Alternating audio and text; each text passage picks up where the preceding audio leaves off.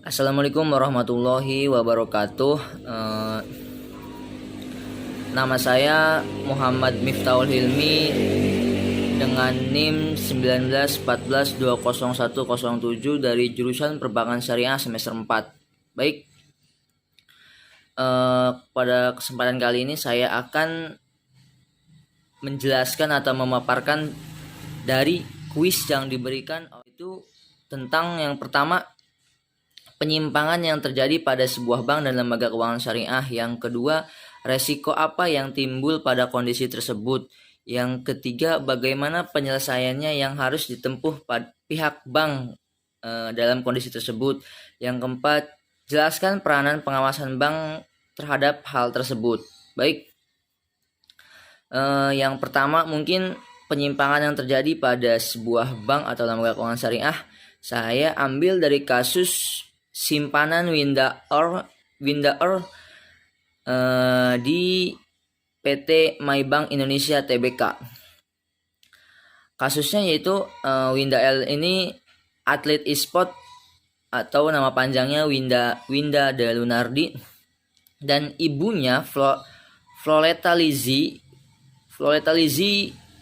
kehilangan dana yang disimpan di PT Bank Maybank Indonesia Tbk senilai 22 miliar.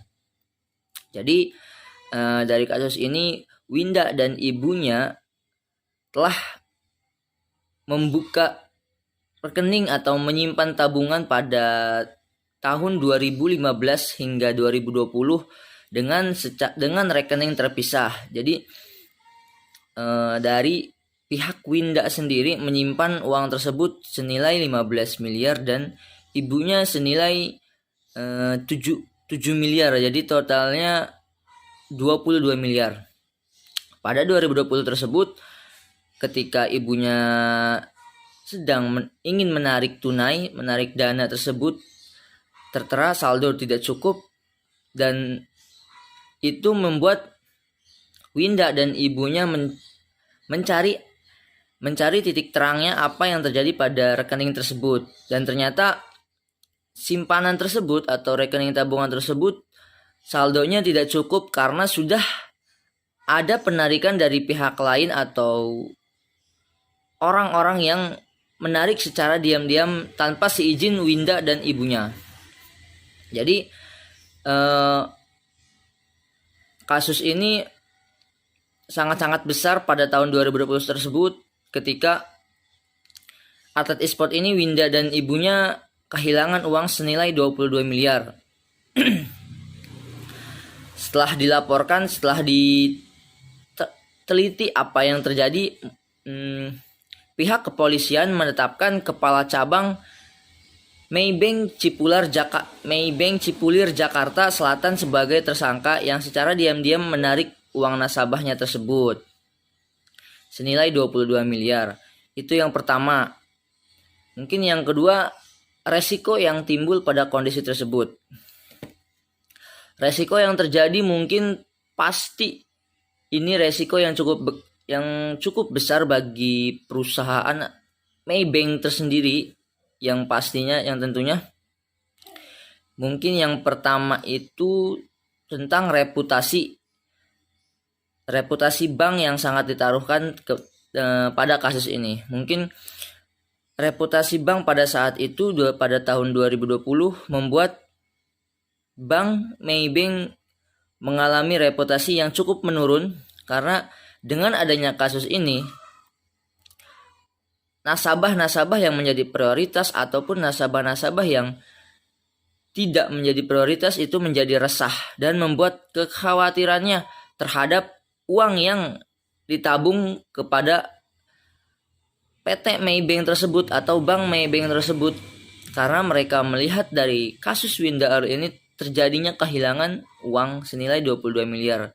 Jadi reputasi yang ditaruhkan cukup besar, dan perusahaan pasti dinilai masyarakat itu memiliki sistem pengawasan penarikan dana yang mencurigakan itu tidak bagus atau tidak terkontrol dengan baik.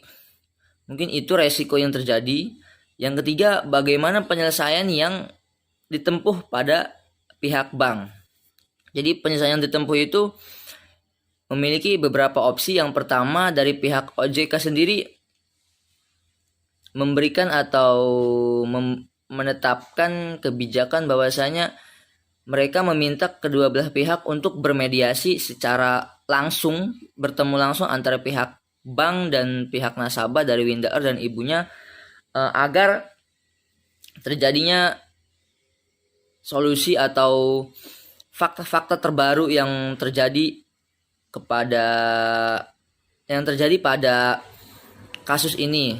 Yang opsi kedua itu pastinya secara hukum ketentuan yang berlaku, pihak PT Maybank sendiri telah menyiapkan atau telah berniat untuk mengembalikan dana tersebut, walaupun entah kapan dilakukannya, tapi niat itu akan pasti dilakukan karena mereka bertanggung jawab atas kasus ini. Yang keempat, peranan pengawasan bank terhadap hal tersebut. Jadi yang terpenting yang ini pengawasan bank terhadap kasus ini, yaitu yang pertama mungkin pengawasan dari faktor internal. Yang terjadi itu pasti entah dari sistem internal perusahaan PT Maybank tersendiri, pastinya pengawasan terhadap manajemen, pengawasan terhadap penarikan sistem yang mencurigakan, harusnya itu sudah menjadi prioritas atau upgrade sistem menjadi lebih bagus. Dan pastinya pengawasan terhadap manusia, yang pastinya pengawasan terhadap manusia yang terjadi pada sistem internal, dan pengawasan terhadap sistem operasional prosedur terhadap penarikan yang berlaku atau penarikan yang sistemnya mencurigakan. Karena pengawasan bank di sini cukup penting dalam setiap bank pasti cukup penting pengawasannya, karena jika pengawasannya lemah atau pengawasannya kurang terkontrol, itu akan menjadi sebuah malapetaka bagi bank sendiri, karena ya pastinya terjadi beberapa kendala. Mungkin itu sih cukup sekian pemaparan yang saya berikan, kurang lebihnya mohon maaf. Wassalamualaikum warahmatullahi wabarakatuh.